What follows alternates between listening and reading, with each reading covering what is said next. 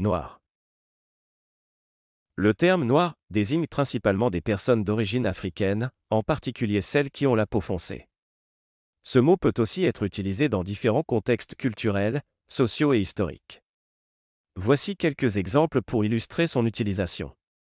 1. Identité raciale. Dans un contexte racial, noir fait référence aux personnes qui s'identifient comme appartenant à la diaspora africaine. Par exemple, aux États-Unis, le terme est souvent utilisé pour désigner les Afro-Américains. 2. Culture. Le terme peut également faire référence à la culture et aux contributions des peuples noirs. Par exemple, la musique jazz, le hip-hop et le reggae sont des genres musicaux qui ont des racines profondes dans les cultures noires.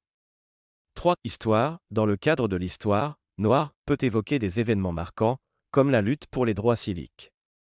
Par exemple, Martin Luther King Jr. est une figure emblématique de la lutte pour l'égalité des droits pour les Noirs aux États-Unis. 4. Art et littérature. Dans le domaine artistique, il existe des mouvements comme le Négritude, qui célèbrent l'identité noire et la culture africaine à travers la poésie et la littérature. 5. Société. Le terme peut aussi être utilisé dans des discussions sur les inégalités sociales et raciales. Par exemple, des études montrent que les Noirs peuvent faire face à des discriminations dans divers domaines comme l'emploi ou le logement.